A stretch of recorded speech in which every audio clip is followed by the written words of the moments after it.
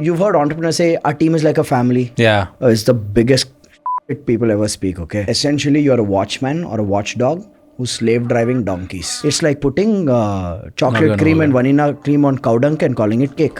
People are not going to eat it because you are busy being an approval. Okay, you just want everybody to like you. Leadership is an art. Okay, you need to learn the art. It's not like today you learn this, you do it tomorrow. It happens. What are online influencers doing wrong? During the pandemic, what happened? People had more time consuming content. Content creators grew. Everything had to go online. So by nature, startups grew. Yeah. And the marriage between the startup ecosystem and the content creator ecosystem was a marriage of convenience. True. Okay. Now in this marriage of convenience, the content creator got into bed with innocence. And then let's just say some of those apps didn't deliver. That startup won't even look at you. For the startup, you were a one-night stand. The most demanded guest of Figuring Out is back, Mr. Rajiv Talreja.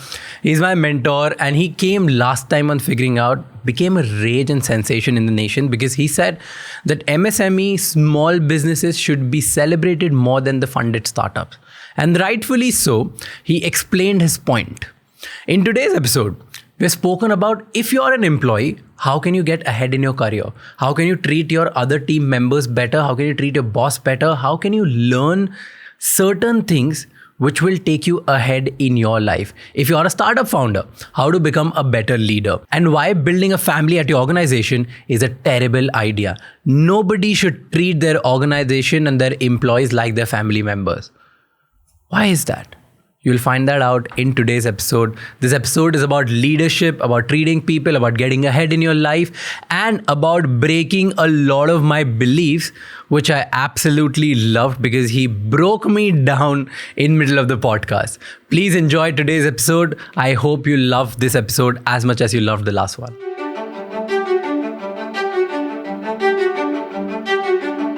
After your first 3-4 success stories, no? Every content creator in the country will stand in a line to talk to you. True. Okay, they'll be the sweetest to you at every after party, and that's where your challenges will begin. Because then you have to filter. You have to filter competence and the behind the scenes thought process and the intent of a person.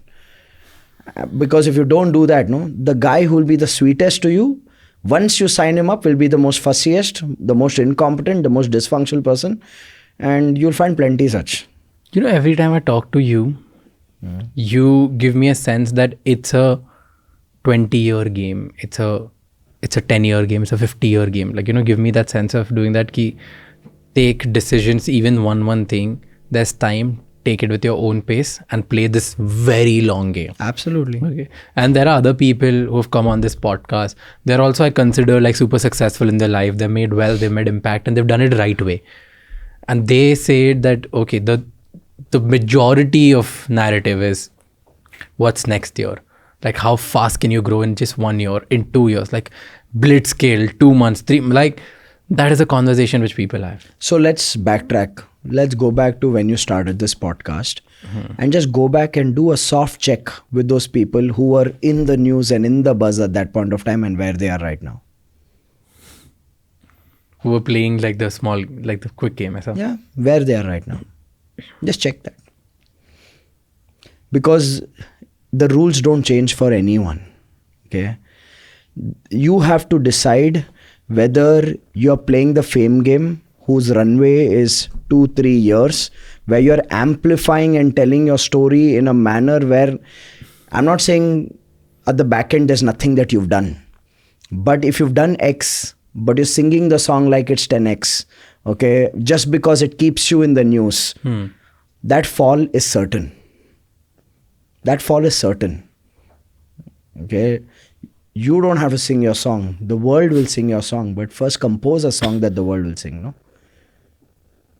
Today you ask anyone, okay, who is their icons in the current generation, say in the business. Ratan Tata is a permanent name. Let's talk current generation. What are the names you will hear? You'll hear a Zerodha. You'll hear a Zoho. Yeah. Okay. Soon I'm sure the world will start talking about Zetwork. Yeah. Right? Why? And what was common between these three? Not just that the fact that they start with the alphabet Z, but there's something that's common. It's a fabric of building. It was build internal, don't shout external. Most people are shouting external. Okay. And then there's only disappointment when somebody is associating with them and discovering ki ye to sala khokla hai, right? So I think I love people who are silent about their success. But why? What's the... There's strength. There's It's like there's I kind depth. of disagree to this thing. I believe in the point of value system, but I disagree that you have to be silent about your success. So let me put it this way. Should you market yourself? Yes, you should market yourself. Okay. But there's a fine line in marketing in a manner where you say anything that will grab attention versus you market yourself based on your value system. That is true. That's all. That's So for me, that's silent success. Marketing to add value, not marketing to become the hero. There's a big difference in that. And I think if you get that, then you're sorted. But like you look at like the biggest brands in the country. Okay. They've all made some or the other thing their heroes. Or they've tried to promote themselves as heroes of something. Because see, that's hero itself means an ideal personality. Yeah. Right? You need to promote an ideal personality and you need to show the aspiration so that people who don't have it come try to, have a pie of you or chase you. Okay, I want to have this. That's what actually becomes a race. That's what becomes something to talk about, something to share about, because you want to have something, a piece of something you can't have. And I agree to the fact that people want to have a piece of something that they don't have. Okay. But that's why you need heroes. But aspiration is not the only story there. Okay. Right. Say, take Zoho for an example. What is he selling? An aspiration that built from a village? No. But it's a very different. Let's talk about consumer businesses. Okay. That's a Zoho, Zerodha, Zetwork, all B2B businesses. Okay. That's Zerodha's little consumer front. But still, it's not like it's all of them are like get into either services or B2B kind of business, right? They're not hardcore consumer business ki ye mera product hai, leko kharid lo. Okay. I'll give you an example. This was done by the richest man in the world right now, Bernard Arnault, LVMH, right? He said that people who wear LV and who buy LV don't talk about LV. People who can't, they talk about LV. That's why their marketing is for the people who can't afford it, not for the people who can. Right? So that's why they've built a hero for the people who can't afford it so that they talk about it. And that's why people who can afford it go and buy it. yeah, see, you can sell aspiration and make money, and there's nothing wrong with that. But all I'm saying is that's not the only way to do it. What are the other ways? Say, for example, today a Lichet Papad, you still consume it, they still make money. They don't What have they sold? None of this, right? But that's in the business where when you identify a need in the hardcore consumerism time, okay, that's where America is at, that's where China is now at, that's where India is getting now.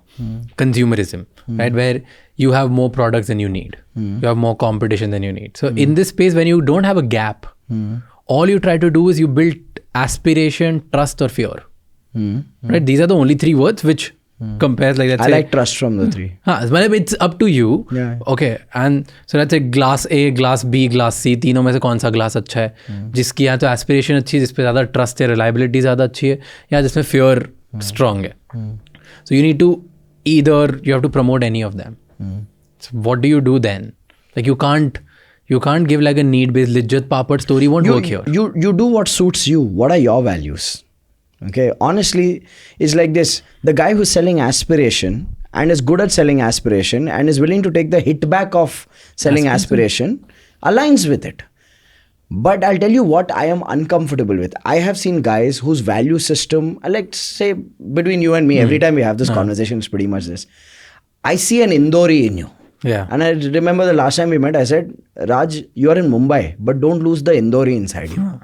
Right? Yeah. Why did I say that to you? Because sometimes I feel that you see the guys who are selling aspiration, and you feel even I should probably do that. Knowing you from what, 2016? 16, yeah. Knowing you from 2016, I know you, by personality, by values, by foundation, you're not that. Yeah, true. Right? So that's why I keep saying that know who you are first. Yeah, I'm not the aspiration guy. I don't Exactly. And that's all I think for I don't every, believe in it. I don't chase that. I don't. every person needs to identify what is their style. What's their core rather, not even style, core. If you build your style on your core, then it's way better. No, very, very true. I believe in authenticity and reliability. Like, how can I make people trust? Yeah. How can I trust more so that I can get more trust? Like, that's the foundation of everything I do. Yeah. That's why I pay it forward. I don't promote fear. I don't promote aspiration. Yeah.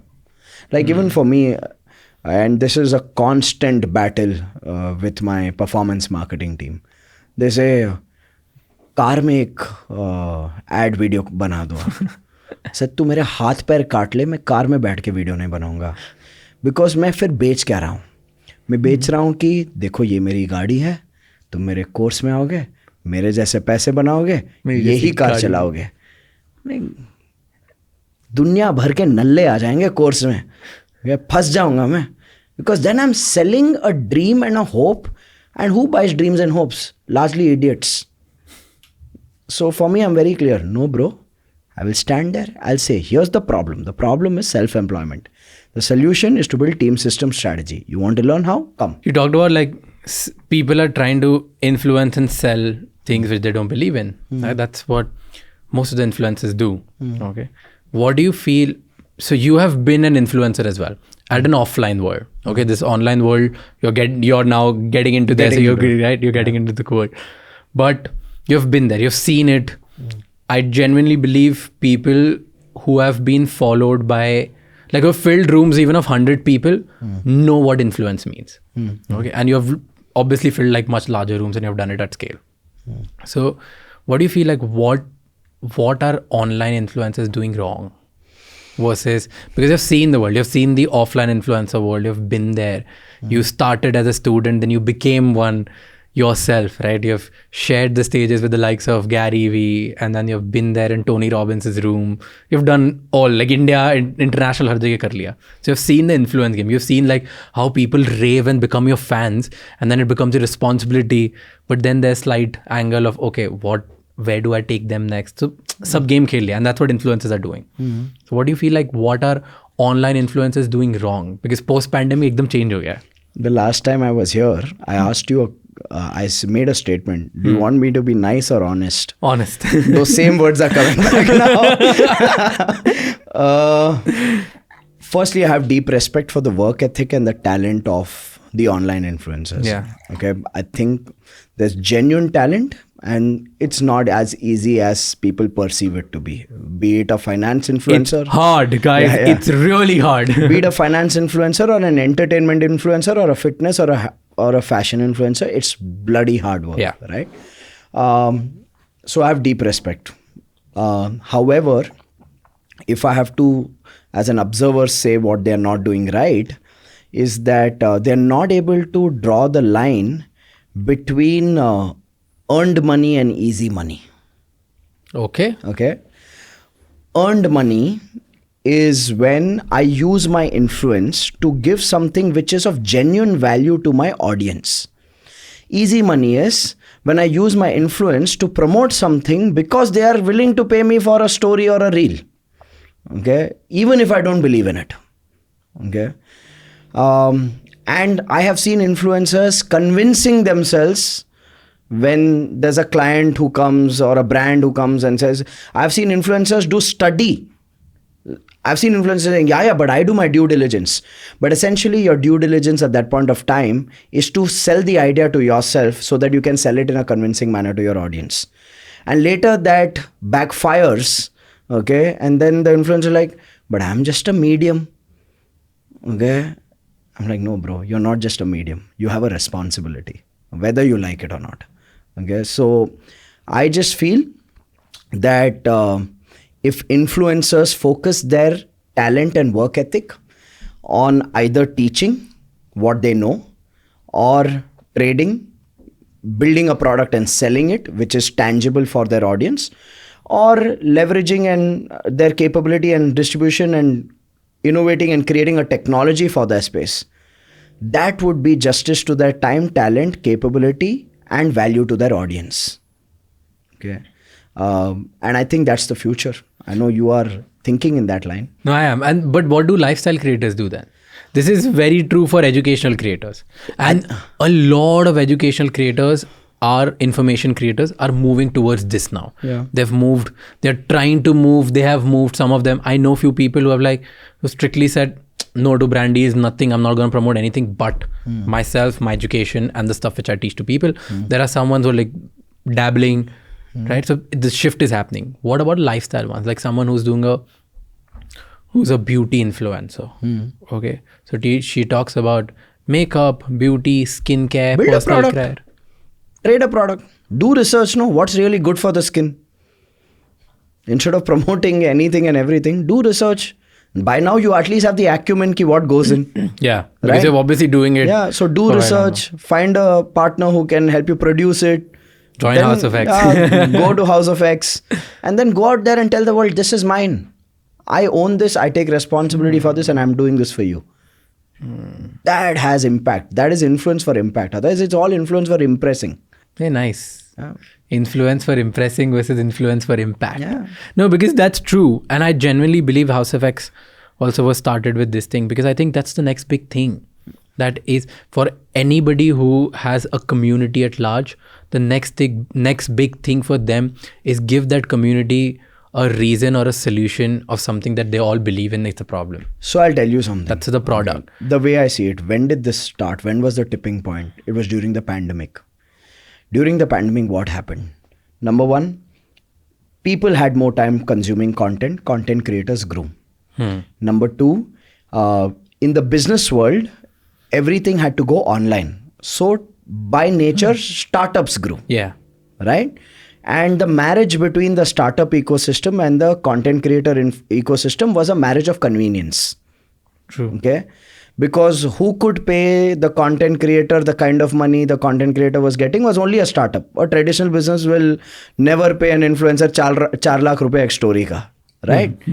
So it was a marriage of convenience. Now in this marriage of convenience, the content creator got into bed with innocence. ये तो अच्छे इंसान है, ये vision है, disruptor है, ये है, वो है, right? And then let's just say some of those apps, those schemes, those asset classes didn't deliver. Okay, they didn't deliver. Now what happens to the content creator? He's like, I saw promise in you. You didn't deliver on the promise. That startup won't even look at you. For the startup, you were a one night stand. ये तुमने story बना दी, इतना क्या रो रहा है? But it was your audience. Right? So I think this marriage of convenience is coming to an end. अब उनके पास पैसे है नहीं देने के लिए, और इन्फ्लुएंसर समझ गया है कि भाई today I can't put my name against anything and everything. True. Right? And now the influencer is at a stage where they're like, अब क्या? And I think up kya is what exactly you're looking at, which is build your own product, build your own Services, courses, build your own technologies. You have the distribution. Now build something which you can stick your neck on the line out and say, this is mine. I don't know, that's happening at large around the world. Yeah. India, maybe we have not seen that shift yet, but around the world it's happening. Like the next big thing for content creators, for influencers, have become their own products, their own It's a game courses. of 2 years. It's a game of 2 years. I think in India, this is going to be the way of the future. I see a lot of traditional businesses finding value in partnering with influencers, where the traditional business owner is good at developing the product, manufacturing the product, giving the product. The influencer is good at the distribution and marketing. I think वो असली शादी होगी. Okay, that'll be the marriage of strengths. हम हैं marriage broker. तुम सीमा तपारिया बन गए. हम इस marriage के बीच में House of X is gonna be doing that. I didn't think that this is gonna be a promotional video for House of X. मैं पैसे नहीं लेता.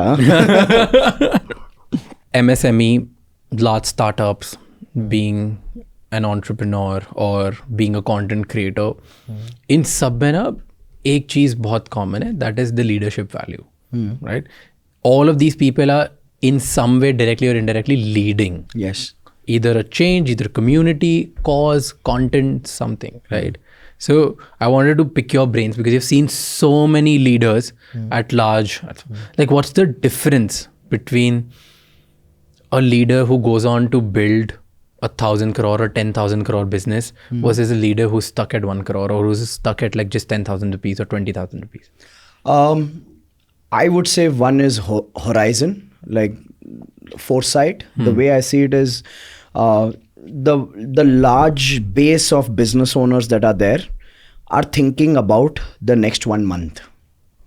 And I think the ones who've built 1,000, 10,000 crore enterprises have never thought about the month. Not because the next month was sorted, but they were always thinking about next 10 years. So the ability to see a future, that's the start point. Like people ask me, Rajiv, which business has good scope or opportunity? I always say this, any business where you have a vision, a foresight, a horizon कि ये कर सकते हैं, ये हो सकता है, and you have a capability is a great opportunity. Because imagine if, let's just say, you decide saying, I'll start a real estate brokerage firm because there's an opportunity. यहाँ पर बहुत नए अपार्टमेंट आ रहे हैं, मेरे को 1 महीने का मिल जाएगा. That game is coming out of the opportunity you see. It's not coming out of what is your vision for that opportunity. So I think the fundamental distinction between mediocre and brilliant in business, it starts with the foresight and the horizon. How far in the future can you see and what do you see? It starts from there. And then you have the courage to build backwards from there. Do you have to still fight for your sustenance and pay your bills? Yes. But you always are building in alignment towards that. Even though you're fighting and doing some stuff, odd jobs on the side, odd projects on the side, you're still building for that. Interesting. And so do you believe that from day one, we should start thinking about 10 days? 10 years, sorry. It is ideal to say that. It's not real. It won't happen. Okay. If you hear this and you're able to sleep over it and come up with something, good for you. But I think what happens to most people is that they start their business with a lot of hope and optimism just based on the opportunity or the capability or the product that they have, thinking ye chal jayega. Then they get beaten and bruised by the market. Some give up and die when they get beaten and bruised by the market. Some find a island, or not even an island. Some find a stone to hold on to in the sea, saying, "ठीक है, at least मैं पानी में डूबूंगा नहीं." And they start playing the month-to-month survival game. Okay, very few continue swimming in the ocean, saying, "Till I find my island, I'm not going to stop." So I think most drown. Majority who survive hold. It's like, imagine there's a rough sea and there is one stone in the middle of the sea and this one guy is living over there. Most entrepreneurs live life like that. कि ये महीना कैसे चलेगा, ये महीना कैसे चलेगा. Very few are like, ठीक है यार, इधर पत्थर मिला है मुझको, but मैं इधर बैठ नहीं सकता. इधर ही बैठ जाऊंगा तो क्या करूंगा. Very few people question that in their journey of building a business. So you got to leave that stone. To find the bigger island. To find the fantasy island. Yeah. So that's the leadership quality number one. You need to have a vision. You need to have a problem statement or something in an end state in your head. Ki, okay, 10 years later, or maybe forget 10 years, don't give a timeline. It's like, this is the ultimate thing which I want to achieve. And then backtrack it, whether it's going to take 5 years, 10 years, 50 years, Absolutely. It's up to you. Yeah. So that's the quality I think number that's one. number one quality in terms of playing for something that's beyond you, that's large. Okay. What's the number two quality in good leaders versus bad lead? I would say that good leader versus great leaders. That's a good. So first is tenure capability. What's the second? I think there are too many number twos. Okay. I don't want to put you like 1, 2, 3, 4 sequencing. I'm just chronological order. I'm just asking like more. So I'm trying to see in my exposure to MSMEs, I'm trying to see who have been standouts and who have been like, nahi yaar, they're just stuck and they're not willing to move. I think the second thing is people management skills. Great businesses are never built by an entrepreneur. Though the media will highlight the entrepreneur, I think it's built by a core team.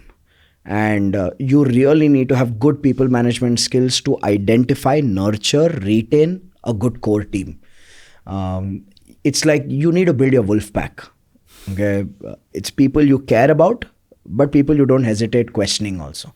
That ability, and I think leaders I have seen who do that well. See, most leaders in the world use force and authority as a way to get things done. Oh, yes. Okay, and that's not sustainable. Okay, very, very few leaders I have seen who understand the balance between accountability for results and creating a bond for relationships.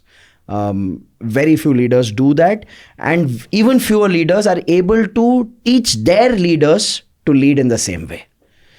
So it's like this: every business is a people business. Okay, so that culture that you build, the capability that you build, the clarity and alignment that you build, it's an extension of your personality. You can't fake it or hire a consultant to do it for you. True. You can't fake it. No, that's so true. I agree on this 100%. And I said this to my team yesterday. Like yesterday we had this conversation.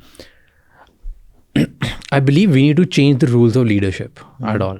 You know, we've always heard that we need strong leaders. We need authority leaders. We need people who can take like crazy command. You know, they can take charge of everything. I totally disagree with this. I think we need soft leaders. And I'll tell you why. And what I mean by soft leaders. Okay. I'll give you a great example.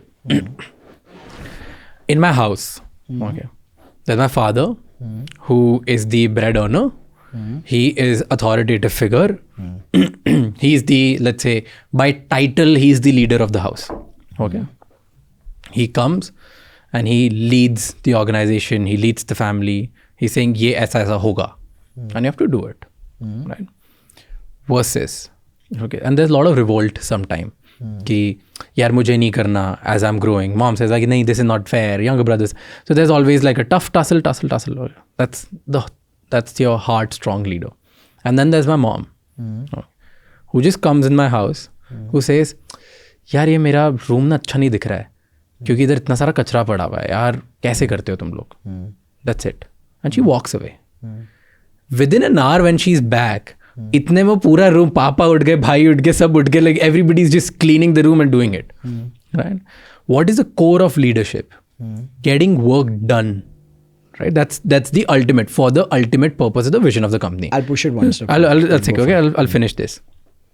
So what's the ultimate leadership? Leadership matlab getting work done for the ultimate purpose of the, like whatever, for the result which you want. Right? Mom just said and expressed what she wants to do, and it gets done. She didn't command. She was not authoritative. She didn't tell any of us kisko karna chahiye, kya karna chahiye. Nahi hua, right? And why people were doing it? Not because we're scared of her, because there's love and caring. Because we know that this leader of the house loves and cares about so much that we need to care and love about her needs as well. So when this happens in an organization, when a leader is taking care of everybody, everybody takes care of the vision of the leader. And that's what happens in like most of the organizations around the world. And I'll tell you something, I kind of build one more layer on that. I've also seen in my experience of working with entrepreneurs that, and as you're saying that, I can visualize there are people who are going to be watching this and say, no, Raj, I've taken care, but people have screwed me over. Yeah. Right? So I feel, for me, love is one essence of the leader, which is to be compassionate.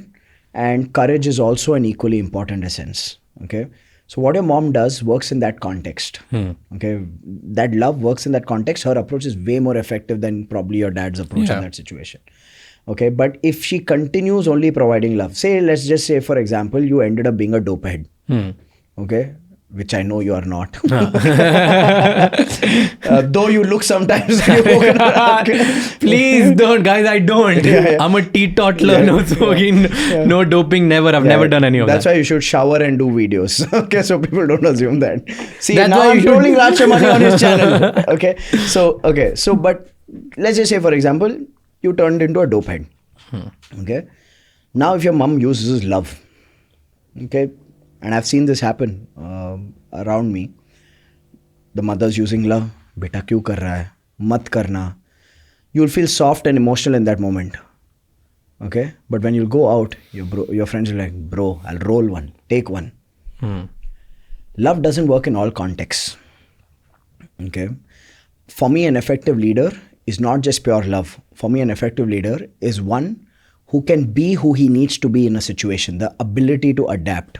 I can be soft and loving, and I can give you the hearing of your life with due respect to you, but in a manner where you feel, even though I'm tough, I care for you. And if you have to ask me who's a role model who embodies this that everybody can relate to, it will be Mahendra Singh Dhoni. Yeah. Okay. I think 3-4 days back, he put a statement in the post-match thing saying, if the bowlers continue to bowling wides, then they'll have to play under another captain. Now, look, the podcast is getting recorded today. Probably by the time this releases will be towards the end, or IPL would have been gone. But you can mark my words, okay? You will see the Chennai Super Kings bowlers stepping up and not bowling extras anymore. Because that they will do it for him, knowing that he's not someone who's going to give hollow warnings.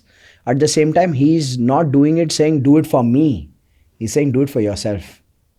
Stop bowling wides. Okay. For me, Dhoni is a classic example of someone who's compassionate and courageous. Someone who's loving and can do tough love. The classic example. And I think as entrepreneurs, we have to keep swinging like a pendulum. We have to oscillate between relationship and result.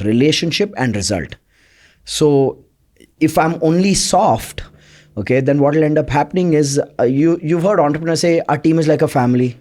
Yeah. It's the biggest shit people ever speak, okay? I'm like, dude, you have one family at home. Take care of them. Don't build a family at the workplace. At the workplace, build an army. Now, when I say that, people say, but Rajiv, isn't army authoritative? No. Army is the balance between result and relationship. The biggest proof of it is a soldier is willing to take a bullet for another soldier to protect that soldier during war. What is a higher proof of love than that? Okay. At the same time, the soldiers will always push each other and not allow anybody's laziness to take over the fact that they are not going to be there at the drill on time at 4 a.m. They are oscillating result and relationship. That's why they are invincible. And leaders got to do that. Okay, you got to have tough conversations that come from not getting the job done, but uplifting this person. So if you ask me what's the ultimate work of a leader, it's not to get the job done. The ultimate goal of a leader is to build another one. And in the journey of building that other one, the job will automatically get done. I think that is the essence of leadership. Great leaders balance result and relationship. They balance compassion and courage. They push people and protect them. They do both. The hardest thing as a leader to do is to realize when to react, when to not, when to say this, and in front of whom to say this. Like, it's so difficult to decide, do I say this in front of every team member? Do I say this in person? Do I say this instantly? Do I say this after processing? Do I share this with the team, or do I not share it at all? Like, these are like, it's so difficult to choose, because in the whole process, your intention is right. You don't want to hurt anyone. You're not saying that, okay, ये completely useless situation है, मुझे नहीं रहना, ये नहीं. Nobody wants to hurt anyone. The intention is not wrong. But the way you decide when to say what, actually, even if your intention is not bad, people assume that your intentions were bad. Can I make it easy for you, considering you said it's hardest 3 times? No, it is hard. Yeah, it is. Hard. It is till you learn it. Okay. Make it easy. Make it easy for me. Make it easy for everyone who's watching this podcast. Okay. So let me put it this way. Would it be fair to say that everyone at work, or at least most people at work, come with an intent to do the best to their ability, right? So I think one, you need to really, most people understand that, don't embrace it. Understanding is here, embracing it here. Okay. When you understand it, you nod your head to it, said, yeah, it makes sense when you are not in that situation. But embracing it means making it a part of your value system. That I see that everybody is trying to do the best that they can do as per their ability and as per what they know or what they can see in that situation. Right? So this is fact number one, you got to embrace, not just understand. The second thing is you also need to embrace that instead of asking the question of who didn't do this and why it didn't happen, you rather ask the question of what was missing because of which this didn't happen. Because think about it, most leaders, what do? When something doesn't happen, they first ask who, then they find the person who didn't do it, then they ask why didn't you do it? Now that person's telling you why they didn't do it. And when they're telling you why they didn't do it, your blood pressure is going up because you're going like, don't give me reasons, don't give me stories. Technically, the person should be like, fuck you, why did you ask me for a reason and a story then? Right? But they will not, because you're at authority, right?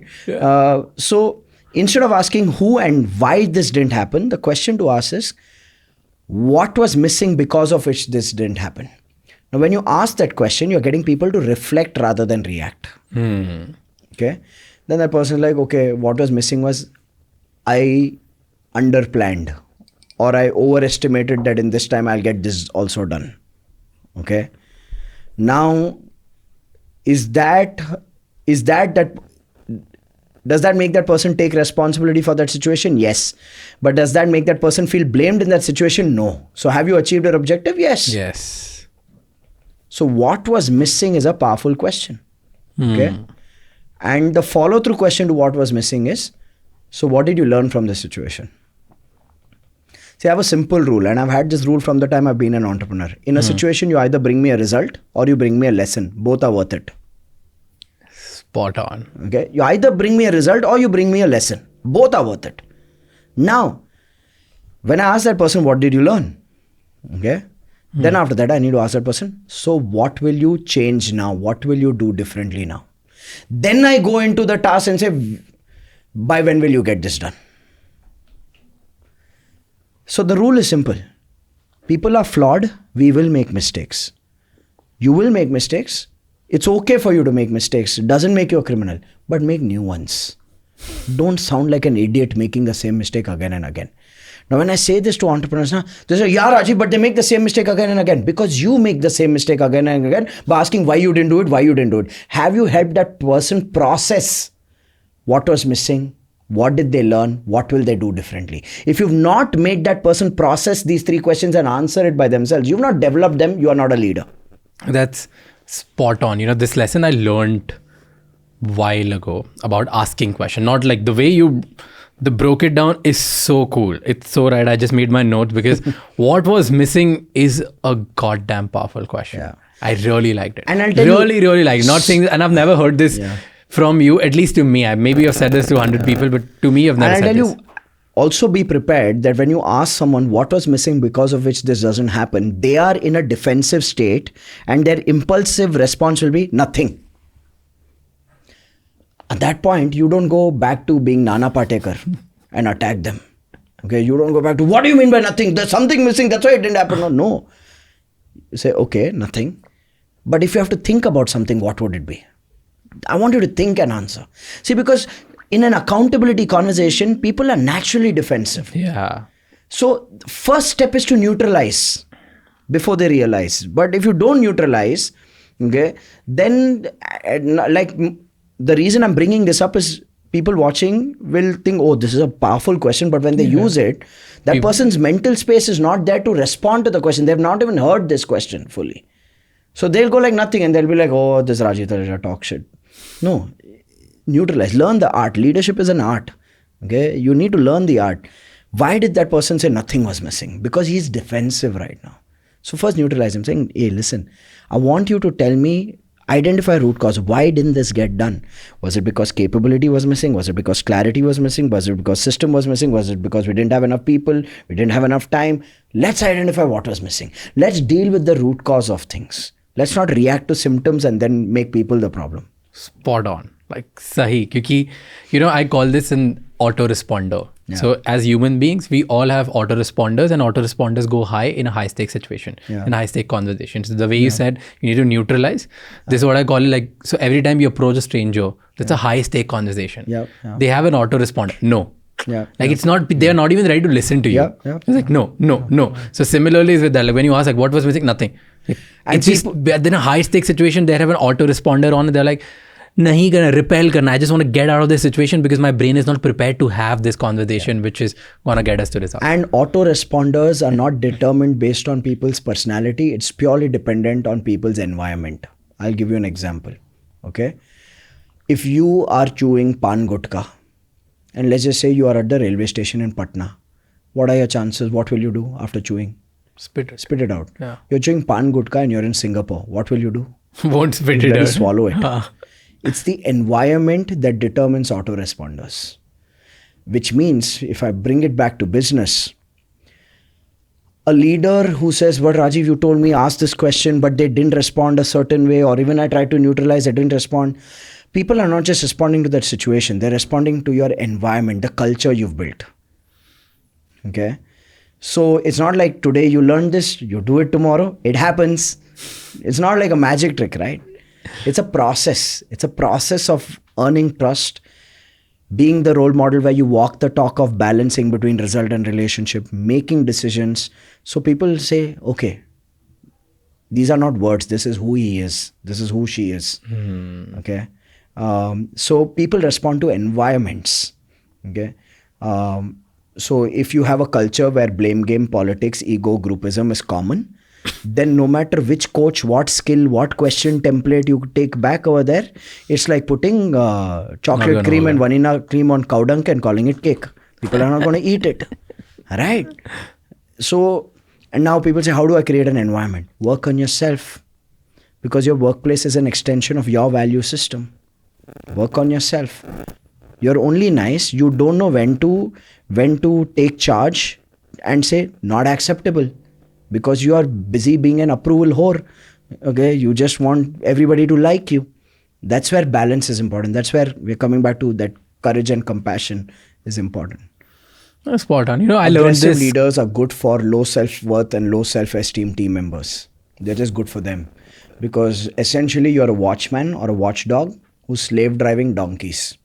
Okay, but a racehorse will not work with an aggressive leader. So you got to decide whether you want to build a donkey farm or you want to build a derby. You got to decide that. And that's based on that, your approach, okay, what has more longevity when you have racehorses, right? So people, and especially in today's day and age, right? See, authority worked in 1980s, 1990s, okay? Some people may say authority still works today. It works in environments where the people who are working need job security.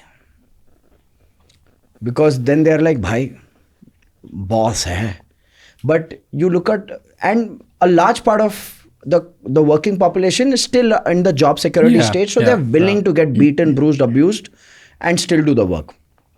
But there is also a growing generation who does not need job security because their parents got the job security. Their parents set up the necessities in place. So this new generation is like, मुझे इज्जत चाहिए, मैं अपने बाप की नहीं सुनता, तेरी क्या सुनूं? Yeah. Right? Yeah, that's true. So that's so true. Yeah. So the workforce of today, and it can be limited and concentrated to metropolitan cities or tier A, tier B towns. May not be the truth still in rural parts of the It's country. happening rural as well. I know, but I'm just being conservative because then there are people like, nahi, tumhe nahi pata, मेरी क्या मजबूरी है, इसलिए मैं गाली खाता हूँ. Okay, but the workforce of today is like, hey, listen, give me freedom. Okay, don't make me just a hand to do the work. Use my head also. It makes them feel good when you ask them questions to bring out their intelligence.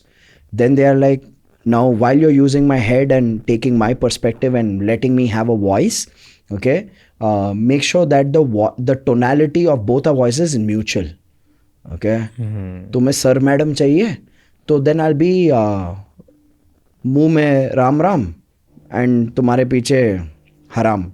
Okay, so it'll be like, so you want people to be authentic. They want you to have a tone of mutual respect. They are not saying you call me sir. They're saying just have a tone of mutual respect. I believe casual is the new formal. Yeah. The more casual you are, the more connected you are, the more things get done. Right? True. So the workforce of today wants an opportunity to express their ideas, express their voice. They want mutual respect. They want responsibility. And what they want is growth opportunity. They're saying, sir, मैं ये आज कर लूँगा. अब ये मैंने achieve कर लिया, उसके बाद क्या? Now, if you are an entrepreneur who does not have the growth horizon for your own business, then you can't retain that talent.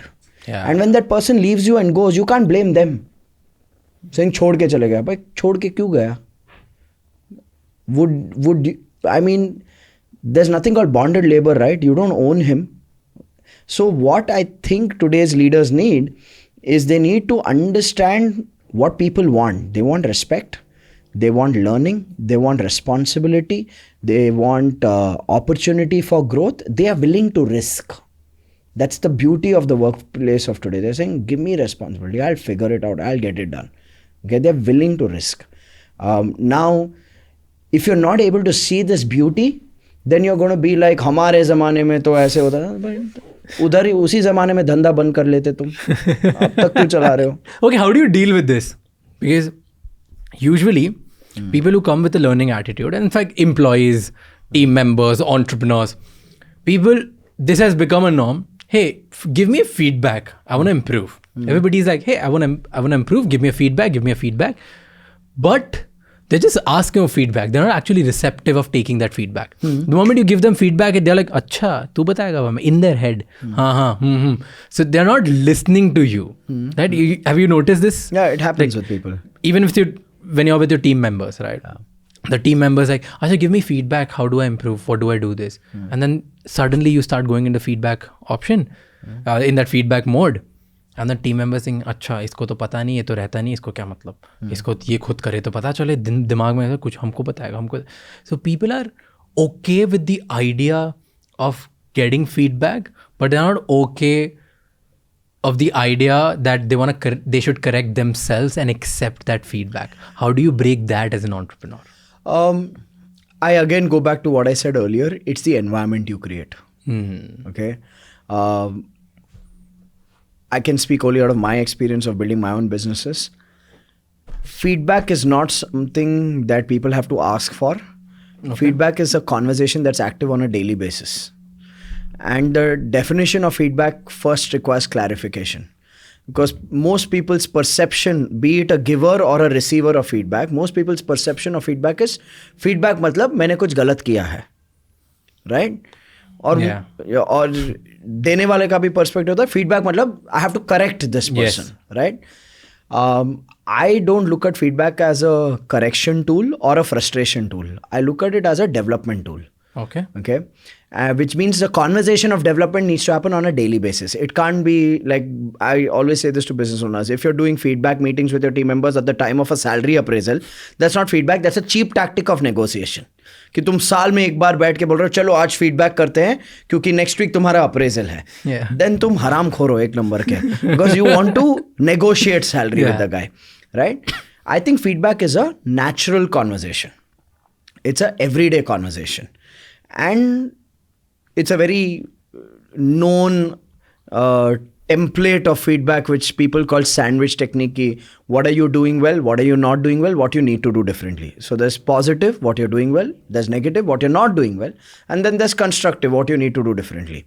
Now the thing is, for people to believe this and people to have this openness and this permission, okay, one has to create an environment of trust. And the best way to create an environment of trust is also to take feedback. So as an entrepreneur, are you sitting with your team and saying, okay, guys, let's do a quick analysis. Don't call it feedback. Say analysis. What's working well in the company? What's not working well in the company? What needs to change in the company? Okay. Start from there. Then you go into, okay, what do you think I'm doing well, not doing well, need to do differently? And when people are being defensive at not doing well and need to do differently for you, then you take that personally and you challenge them saying, I'm not okay with this. Okay, and if one person is showing the courage to express something, you acknowledge that person publicly. So more people get the confidence. Now, when you're receiving, then people are becoming open to receiving. Yeah. But if you're going to make feedback something that just goes top to down, then it's hollow, na? That's when people are not prepared to listen. That's when people feel that your feedback's not relevant. That's when they accuse you saying you're not present. Okay, where are you here? That's the challenge. Nice. This is the same way you build trust or respect or influence. It's same, like you give it. The rule you is take simple. It, huh? You ask, you listen, then you tell. Most people do it reverse. They tell, they don't listen, and they don't ask. They think leadership is about telling. Leadership is not about telling. Okay? It's about asking. I need to ask and exhaust your intelligence and your perspective. Put it out. And I need to absorb it, listen to it, see what has merit, what does not have merit. And then I can tell you, then you are open to listening to me. It's just give and take, right? It's like you give first and then you take it. Absolutely. That's how you Yeah. influence people. That's how you get respect of people. That's how you build leadership. That's what you're trying to say. Yeah, absolutely. That's the fastest way to Absolutely. build that. Now, most people think this is slow. किसको patience है ऐसे बैठ के बात करने के लिए? तुम्हें नहीं है ना पेशेंस, तुम अपना टेलिंग करते रहो, तुमको 40 साल भी कम पड़ेंगे बिजनेस बनाने के लिए, टीम बनाने के लिए. तुमको 40 साल भी कम पड़ेंगे.